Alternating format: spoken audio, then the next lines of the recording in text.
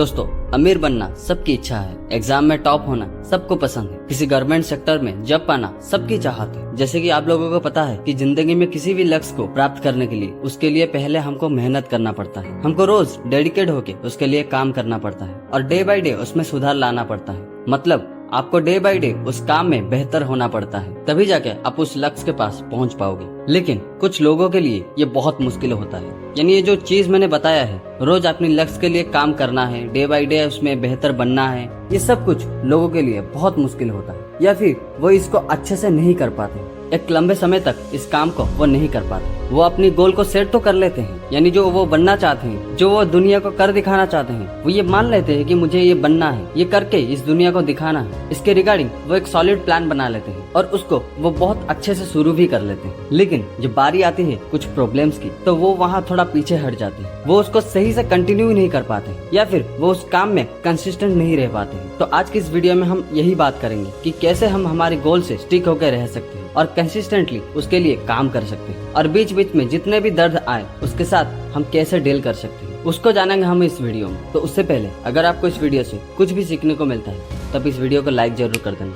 और इस चैनल को सब्सक्राइब भी कर देना, ताकि आगे ऐसे ही वीडियो और देखने के लिए।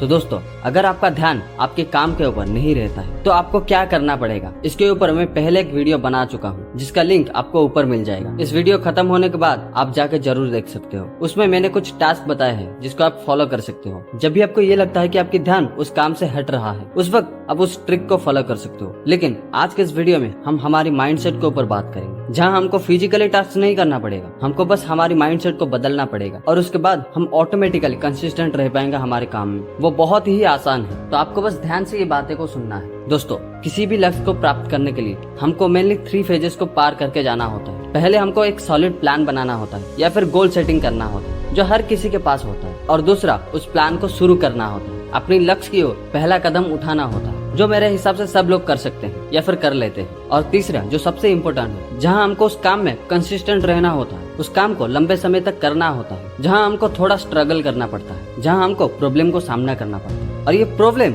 सिर्फ 2 वजह के लिए आता है। पहला, जो बाय डिफॉल्ट जिंदगी के रूल से होती है, यानी जो समस्या है वो हमेशा हमारे आसपास रहेगी। इसे हमको मानना पड़ेगा कि जिंदगी है तो प्रॉब्लम आना ही है, ये नेचर है जिंदगी। और दूसरा वजह है आपकी गोल, यानी जो आपकी गोल है और जो आप अभी कर रहे हो, वो दोनों आपस में मैच नहीं हो पा रहा है। इसका मतलब जो आप अभी कर रहे हो वो आपकी गोल के हिसाब से कम है। यानी जो टारगेट आपने फिक्स किया है कि मुझे इस जगह पे पहुंचना है, और उसके लिए जो जो करना होता है आप उस लेवल पर काम नहीं कर रहे हो, इसीलिए वो प्रॉब्लम आता है। जो आपको ये बताने के लिए कि आप अपने लेवल को बढ़ाओ, इस लेवल से आप वहाँ तक नहीं पहुँच पाओगे, आपको अपने लेवल को इंक्रीज करना पड़ेगा। तो हमको ये 2 कारण को समझकर अपने काम को करना चाहिए और इस फेज से आगे जाने की कोशिश करना चाहिए। और जो इस फेज में अटक जाता है वो असफल हो जाता है, वो अपने द्वारा निश्चित किए गए जगह पे पहुँचने में कामयाब नहीं हो पाता। उस वक्त उसके दिमाग में ये सवाल आता है या फिर वो ये सोचता है कि ये काम बहुत मुश्किल है, इसको करने में मुझे बहुत दर्द हो रहा है या फिर बहुत दिक्कतें हो रहा है। और यही दर्द के कारण वो उस काम को वहीं पे छोड़ने की कोशिश करता है और उस काम को वो वहीं पे छोड़ भी देता है, जिसके कारण वो जिंदगी में असफल हो जाता है, वो अपने लक्ष्य को हासिल नहीं कर पाता है। तो दोस्तों, अगर उस वक्त वो उस काम को छोड़ने की जगह अगर ये सोचा होता कि जो दर्द मुझे आज हो रहा है इस काम को करते हुए,